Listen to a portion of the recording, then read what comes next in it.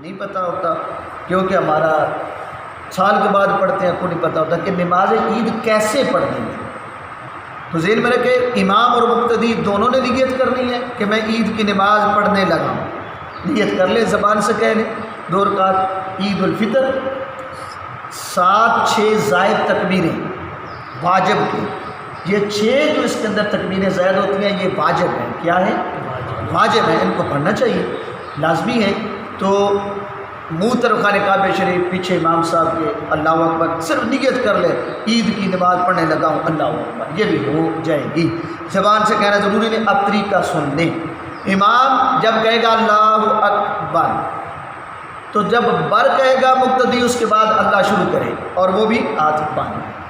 اب کیا ہوگا کہ دونوں نے، امام صاحب نے بھی مقتدی نے بھی ثنا پڑھنی ہے، سبحانک اللہم و بحمدک و تبارک اسمک و تعالی جدک ولا الہ غیرک، یہاں پر رک جائے۔ اب امام صاحب نے آگے جو پڑھنا ہے وہ تعوذ تسمیہ نہیں پڑھے گا بلکہ 3 تکبیریں کہنی ہیں، اور مقتدی نے بھی ذہن میں رکھنا ہے کہ اب کیا کہ جب وہ امام پڑھ لے گا ثنا تو وہ ہاتھ چھوڑ کر اللہ اکبر رفع یدین کے ساتھ ہاتھ پھر چھوڑ دے گا۔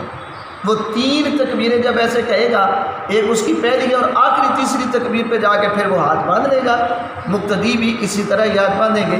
اور ذہن میں رکھنا ہے کہ اس کے بعد امام صاحب تسمیہ تسمیہ پڑھیں گے، اور پھر اس کے بعد جو ہے وہ قرات کریں گے، سورۃ فاتحہ پڑھیں گے، پھر کوئی سورت پڑھیں گے، کوئی آیتیں پڑھیں گے۔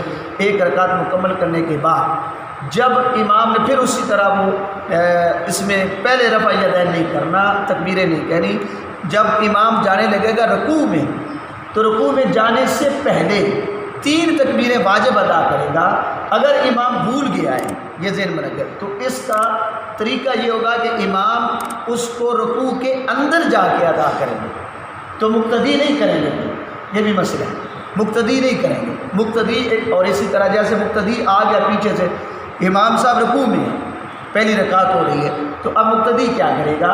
مقتدی کے پاس ٹائم ہے تو وہ ان کو امام کے ساتھ مل کر، اگر پتہ کہ امام جو ہے میرے تکبیریں 3 کہنے تک امام رکوع میں رہے گا تب تو پڑھے۔ اگر یہ دیکھتا ہے کہ امام کھڑا ہو جائے گا تو قوما کرے گا، تو ایسی صورت میں وہ نہ پڑھے اور وہ رکوع کے اندر شامل ہو جائے۔ اور اگر اس کی امام نے موقع نہیں دیا کہ اگر امام صاحب جو ہے وہ فوری دوسرے سجدے کی طرف چلے گئے تو وہ نہیں پڑھے گا۔ لیکن امام صاحب اگر بھول گئے ہیں تو انہیں ذہن میں رکھنا چاہیے کہ وہ رکوع کے اندر تکبیریں کہے گا اور بلند آواز سے کہے تاکہ پتہ چل جائے یہ تکبیریں رہ گئے ہیں، وہ واپس جا کے نہیں پڑھے گا۔ برابر وہ علماء کے مسئلے ہیں، ہم تھوڑا آگے چلتے ہیں۔ اس کے بعد جو ہے پھر ہم پڑھتے ہیں، امام جو ہے 2 رکعت پڑھ کے خطبہ پڑھتا ہے، اس کو سننا جو ہے نماز عید میں سنت ہے، اور جمعہ کی نماز میں وہ شرائط میں آتا ہے کہ جمعہ کا کچھ بلکہ اب کسی کا سوال ہے تو وہ کر لے، باتیں تو کافی ہے۔ جی جی ٹھیک ہے۔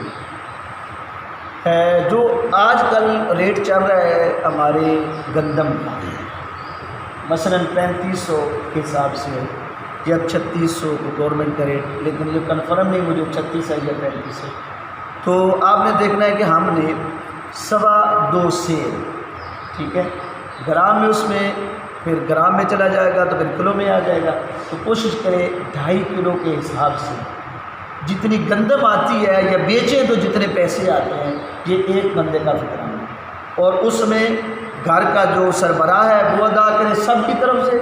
اگر سارے مکلف ہیں، بیٹا الگ کماتا ہے، بیٹی الگ کماتی ہے، بیوی الگ کماتی ہے، تو ایسی صورت میں سب دیں، یا پھر ایسا بچہ جو آج رات پیدا ہوا صبح ہی میں، اس پر بھی فطرانہ دینا اس کے لیے فرض ہے۔ عمومی جو اسٹیمیٹ لگایا گیا ہے وہ 90 روپے کے لگ بھگ ہے، 70 سے اس ریٹ اپ ڈاؤن ہوتے رہتے ہیں، تو کوشش کریں 100 روپیہ کم از کم دے، سال کے بعد دینا ہے تو 5-10 روپے کی بچت نہ کریں۔